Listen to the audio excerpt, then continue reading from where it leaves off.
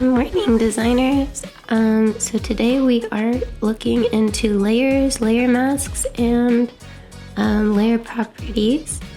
I apologize for my voice. I've been sick for a while, but it's starting to come back so we can make a video. So go ahead and open Photoshop and we're going to create a new document. I'm going to make it a square 7 by 7 inches, 300 resolution, RGB color, and that should be good. Either of these will be fine since it's a square, and you can just click create. Okay, so let's start with the layer basics.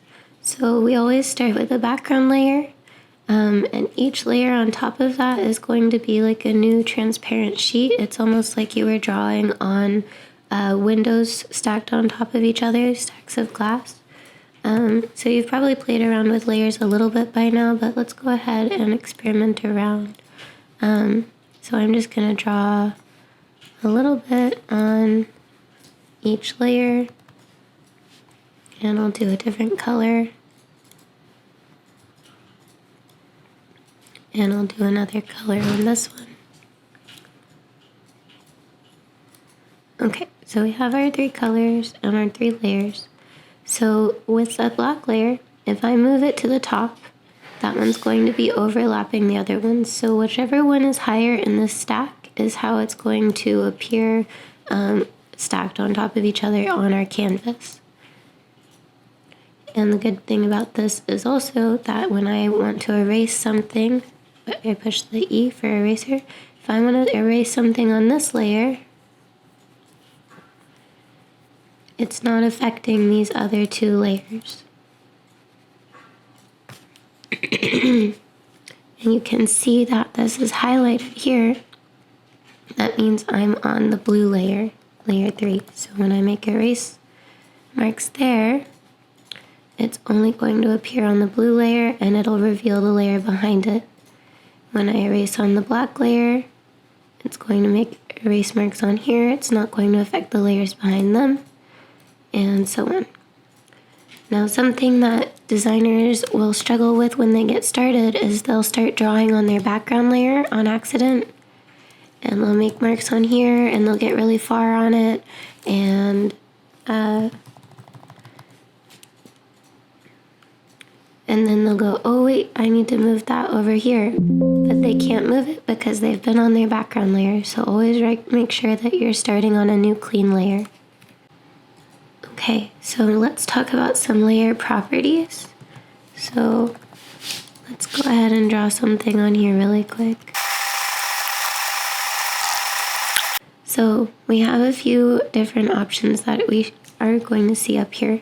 The first one is this lock layer, and I only want to talk about this checkerboard box really quick.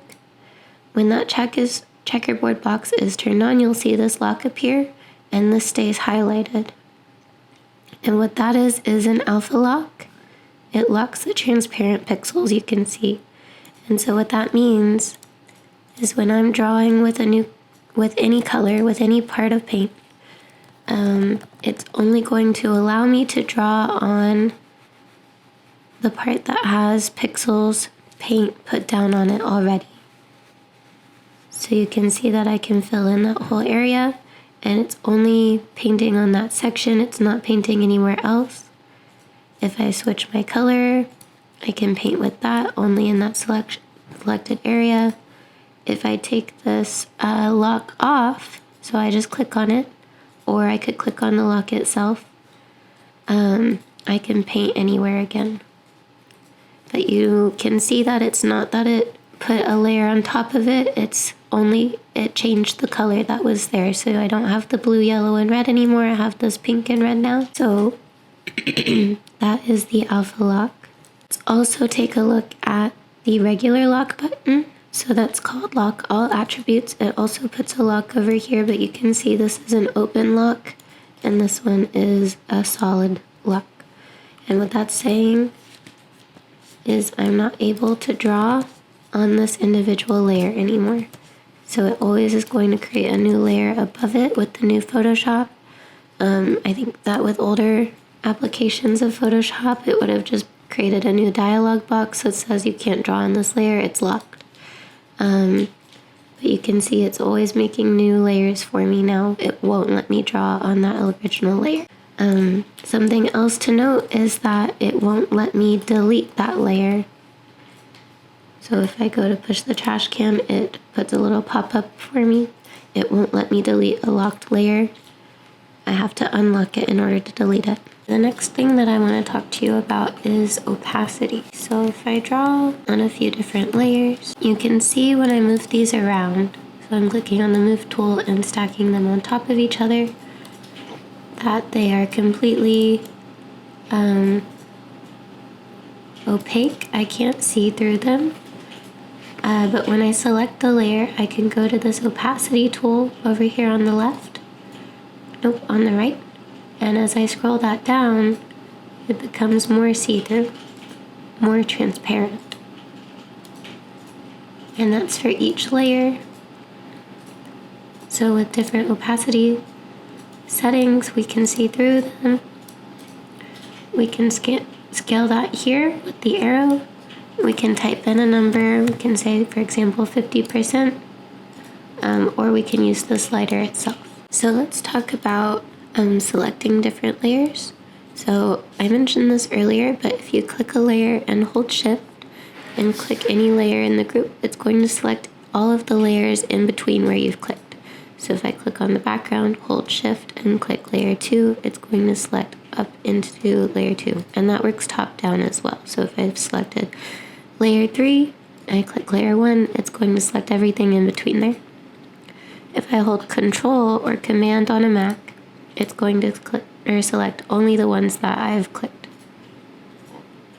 And I can unselect too by holding Control or Command. So let's talk about grouping layers now. So if I select a couple of layers, and it can be however many we need, I can right click and say New Group from Layers.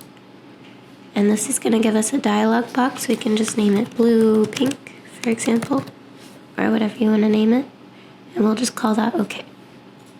And so now it's put those layers into a little folder here, a group.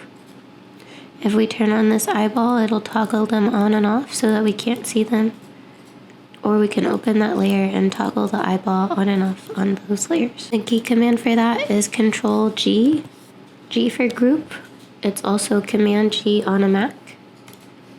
And if you double click on that, you can also rename your layers. Something else that Photoshop allows you to do is change the color of your layer over here. So we might make this one yellow. And so everything in that group is yellow now. We could also just change the individual layer. And so this one is pink. It helps with organization. So if I select those layers out, I'm holding Control and clicking those layers, and I can just drag those up to the top, and you can see that little blue line. That's where we're going to be placing our layers. So now there's nothing in these groups. We could select these and just click delete, or click on the trash can to get rid of them. And so now these layers are on their own. We can put them back to no color.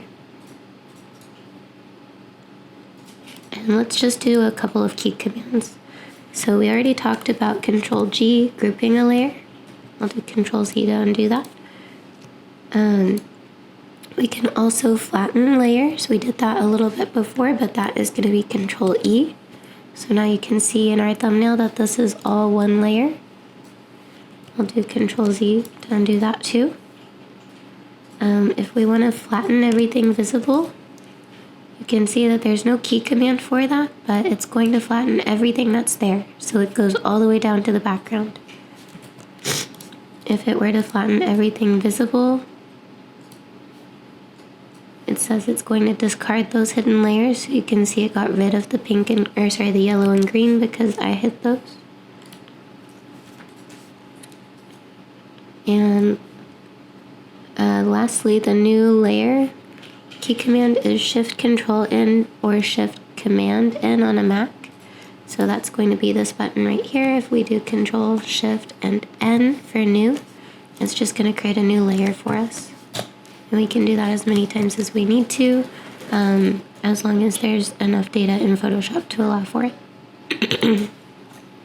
Something that is nice about Photoshop is it's a pretty big program, and so it can handle a lot of layers, up to hundreds and hundreds of layers. I think I've gotten into the 300s before. It depends on what your computer can handle before it starts kind of chunking and moving a little bit slower.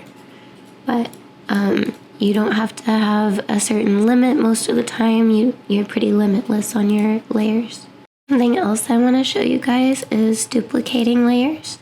So you can right click and say duplicate layer, but the key command for that is also Control J or Command J on a Mac. And so you can see that a copy of layer 3 just appeared. So let's try that with the blue layer. We'll do Command J with that selected. And now we have a new blue layer. And if we wanted to combine those, we could select both of them and do Control E. And so now both of those layers are together. Let's say we want to group all of these lines. We'll do Control G. And let's say we want to ungroup them. We can right click and say ungroup layers. Add one more thing in our layers properties that I wanted to show you. So we can also sort by which kind of layer, which type of layer we have here. So let's say we only want to show shape layers. We can click this button and it's only going to pull up our shape layers for us. And it's kind of a filter. So you can go by how it's sorting right here. So you could set it by groups. We don't have any groups right now, but you could go by color. So if we had things that were all purple, you could set it by having it show us just the magenta layers that we have in here or the fuchsia ones. Or we could set it to just show us the ones that have none in it. Could also set it to kind, which is this letting us select by a text box, anything that has an alpha layer on it, or anything that's just a smart image. And then there's a few more things that we'll get into in a little while. Alrighty, we've covered a little bit of layer basics now, so let's get into clipping masks, layer masks, and blending modes. So let's start with clipping masks. So right now, you can see that I have these two shape layers. It's a triangle and a circle layer. If I right click on this top layer, the triangle layer, I'm going to select create clipping mask. And what that's going to do is give this little arrow right here on our layer. And it says that the only pixels that are going to show up from my triangle layer will only be visible as long as there's an overlap on the ellipse layer. So if I move the ellipse around, you can see that triangle behind or in front of it, and if I move the triangle around, you can see it disappears if it goes off of the ellipse. So that can be really helpful, and that's stacking too. So let's say I drag this green line in between there, and you can see that it's currently not overlapping that circle, and so it doesn't know to say that there's anything there. But if I do Control T and move that over, now I can drag that on top of that pink ellipse, and I can see it again. And if I want to release the clipping mask, I can just right click on that layer and I can say release clipping mask. And so now it's not being locked to that pink ellipse anymore. And same here. I'll right click and say release clipping mask, and that key command is Alt Control G, or on Mac Option Command G.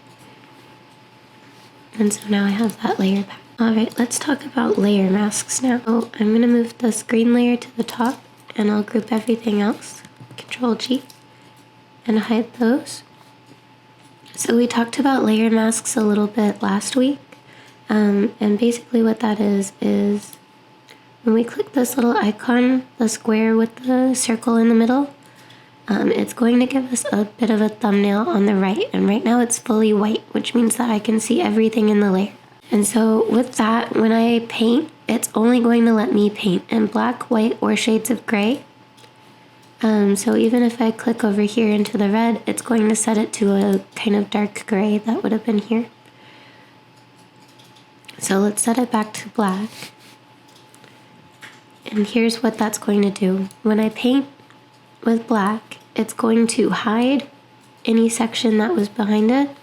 If I paint with gray, it's going to hide in a transparent way some of that layer, but not fully because it's not fully white and not fully black. And then when I paint with white, it's going to reveal everything that was there.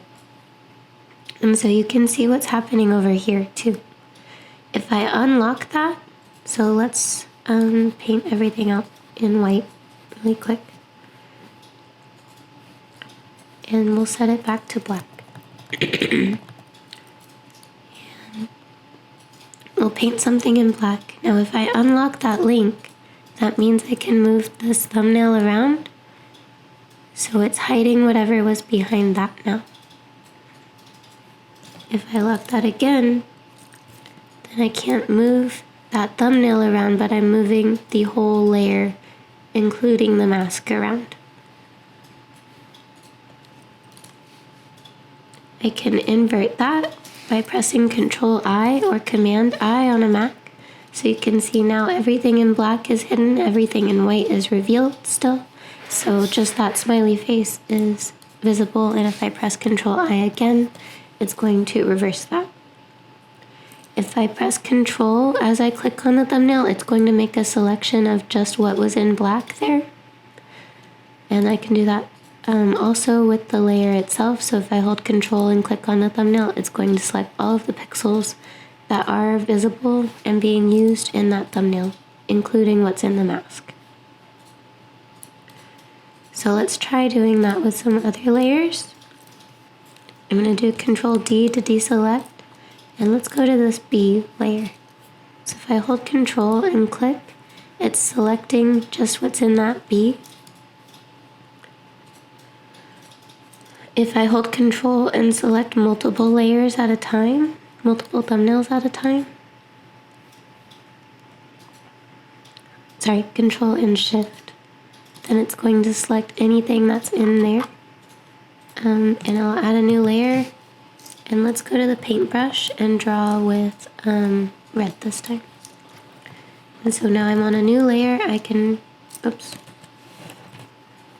draw with red on everything that was selected, and that's on a new layer. Let's talk about blending modes now. So I have this image that I pasted right onto the background, and then I have these colored walls that I think will help to explain what's happening. So what happens with a blending mode is when we click on this drop-down menu that says normal by default, it's going to change how the pixels are combining with the layers that are below it. And so when it's normal, it's treating it as full paint, just like you would normally. When we go to dissolve, sometimes that'll give it a bit of a pixelated, noisy effect. It doesn't look like it is with this one currently, but and if we just go down, when we click on darken, it's combining these colored pixels with what's on it. And so some of these pixels are just white, and so it's not really doing much of a difference on here. But when it is combining with a black, it's not it's so dark that it's not making any big difference with what's below it. It's fully dark. Another popular one is multiply. It does a really similar thing to darken, but it works more like a shadow, a cast shadow, and it could be like a color cast shadow on top or instead. And so what that's doing is multiplying with the pixels that are below that to create a darker version of that. And the opposite of multiply that you'll see used a lot is screen. So now it's combining with the white pixels to create a lighter version of what's below it. And since we have black up here, black is basically a neutral, so there's nothing that it's combining with the black to screen.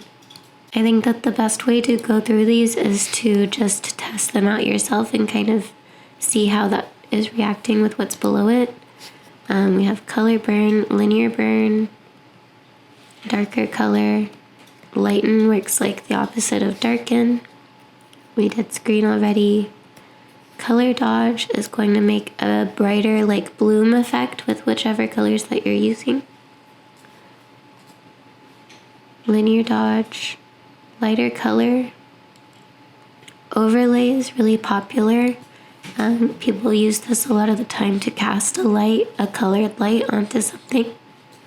So let's do a test of that really quick. Let's say I select out just this area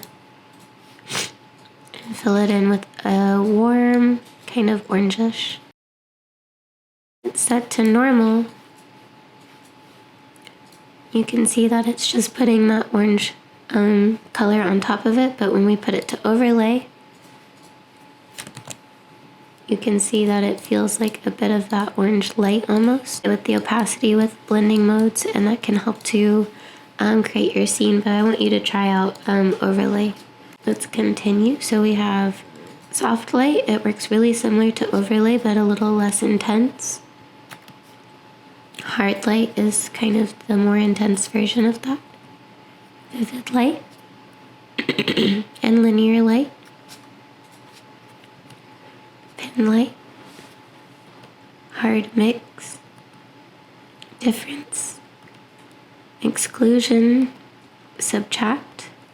Divide. And then these last ones are kind of interesting. We have hue, which is taking the pixels below it and setting those pixels to the same value, but a different hue, whichever hue we've taken from it. Saturation. Color. Color is really useful if you want to turn something purely black and white. So it's taking those pixels and changing that color to a black and white version of whatever value is below it. And luminosity.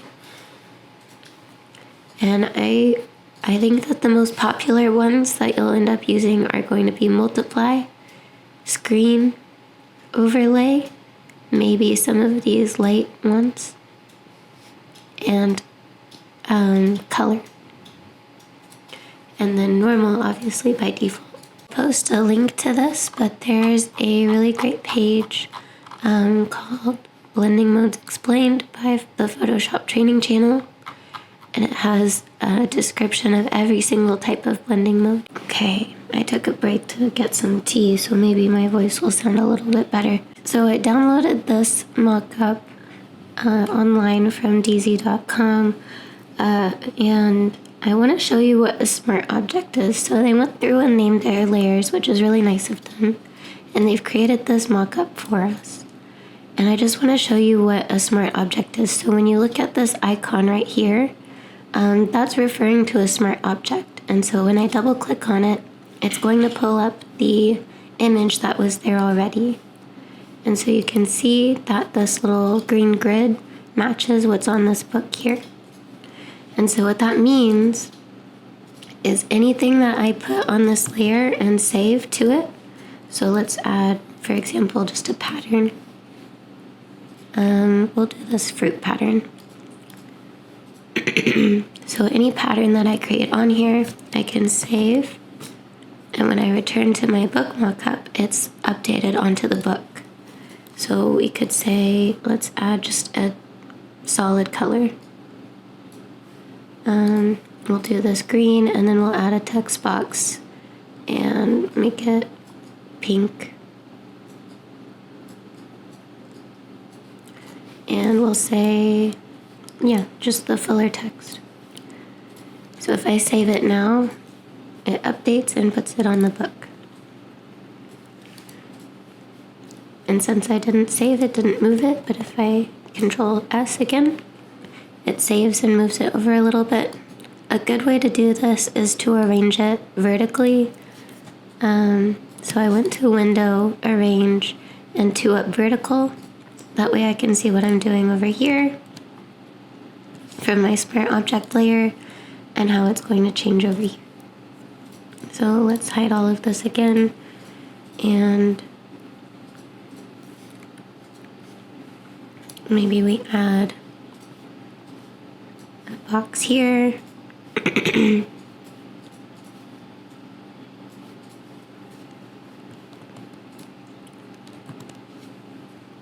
we turn the opacity down a little bit and add some text on top.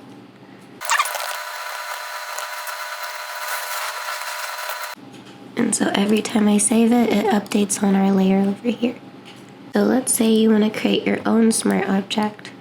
So maybe we drag out a triangle over here, we'll make it pink, and we'll say this is our smart object, so this is what we want to affect. So if we right click on here, we might have to rasterize it first. And then we can right click again and say convert to smart object. And so now that has that icon there in the middle. And when we open it up, we have our triangle again. So what we could do, and we'll probably want to do a clipping mask on this because it's in a square canvas. So we'll right click and create clipping mask. And let's say we want to add a pattern to this. For example, we'll just do the leaves by default. We'll Control S to save, and it updates it over here. Now the nice thing about the smart object is we can scale it, we can move it around.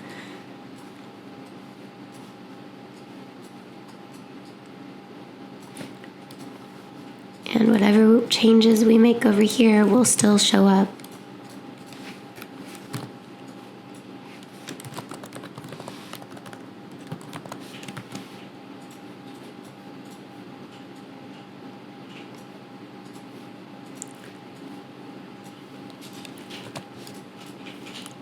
In perspective without having moved things around on our original object. You can see when I press Control T for free transform, it brings back the same controls and handles as we had left it before. So normally if you didn't have a smart object layer, let's just make another triangle really quick.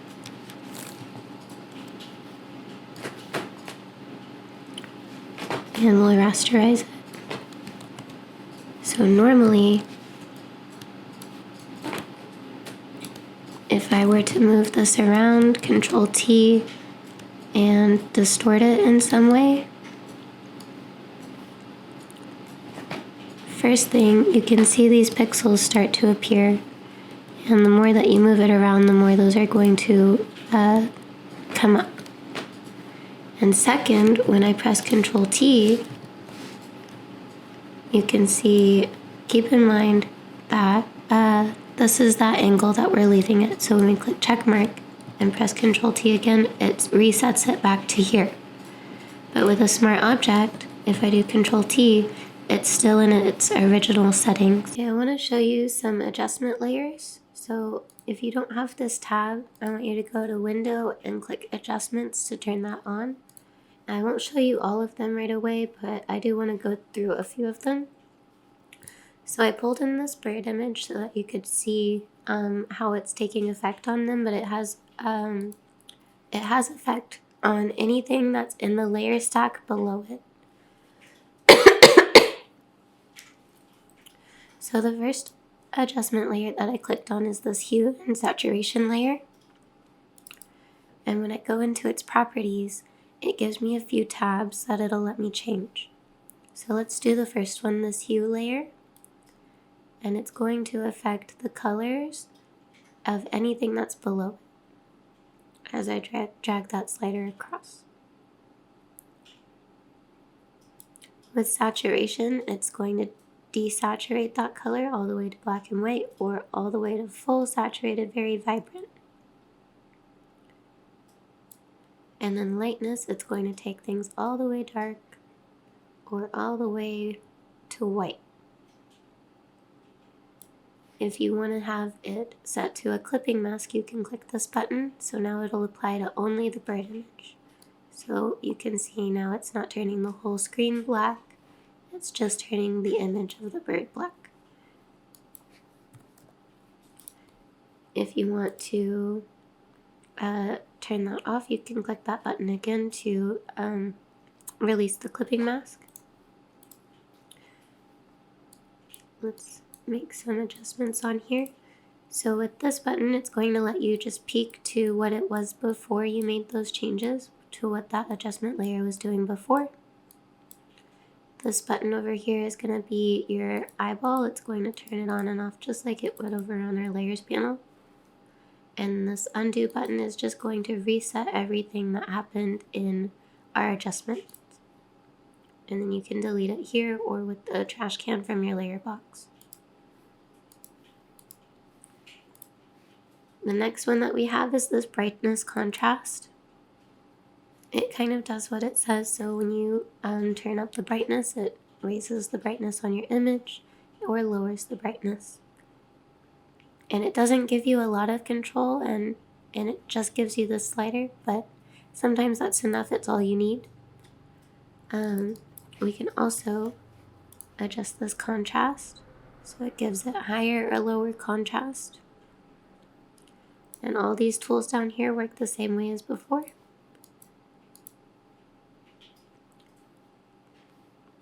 So let's delete that. Something else I wanted to show you with this hue and saturation is this colorize button. So what that's going to do is color every pixel into a monochromatic shade. So you can set that to whatever you're wanting it to, instead of having it adjust all of the colors in the background to kind of conform to that. But you can see it's not just shades of this reddish green here. Whereas when you set it to colorize, it's going to set it all to whichever color you're selecting. Let's delete that.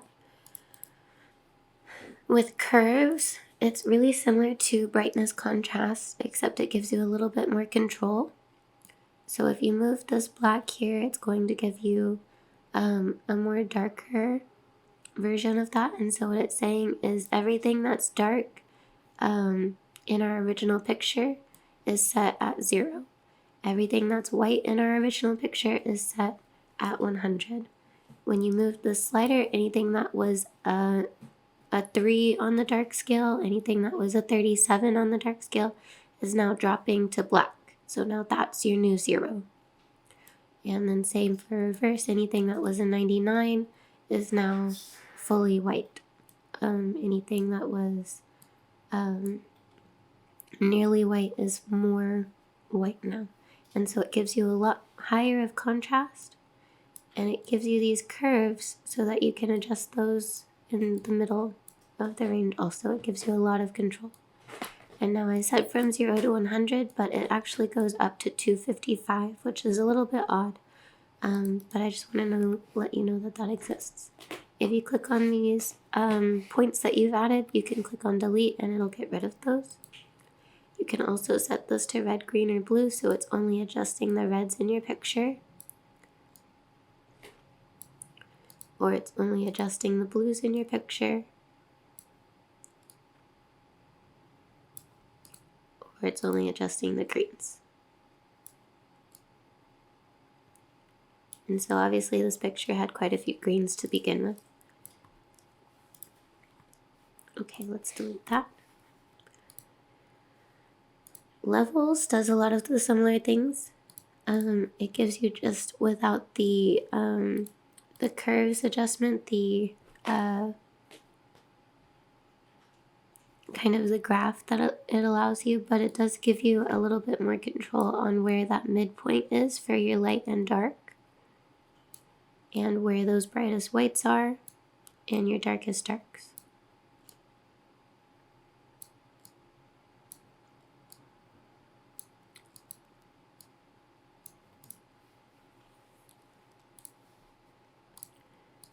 Something about that as well is it gives you the red, greens, and blues so that you can adjust those tones as well.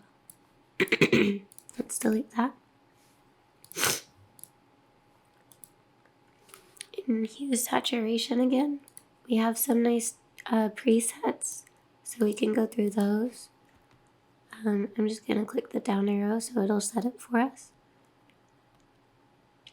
The sepia one by default I think is really nice because it gives you something that people might be looking for in their photos right away.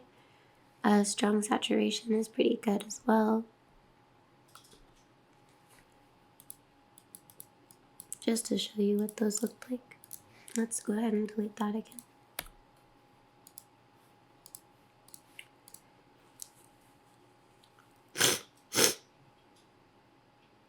Our color balance. So this is affecting all of the tones in our picture. So you can see that it's adjusting the cyans and reds of anything that was a middle gray tone by our midtones. If we go to shadows, we're adjusting the grays and reds of things that were our darker shadow colors, but it's not really affecting things that were our highlights. And if we set it to highlights, we're adjusting things that were more lighter in our picture. And that's for each of the colors. So that gives you a little bit of a range to play around with, and we'll try that out in our demo later. So we can delete that. And the last one I wanted to show you really quick was just this vibrance. Vibrance is going to give you a little bit of that boost of saturation and hue. So we can make those a little bit less bright and colorful, or we can adjust it so it's very colorful, very strong. We'll delete that. And I'll link to an article that explains the rest of the adjustment layers, but I encourage you to just select a few and play around with them.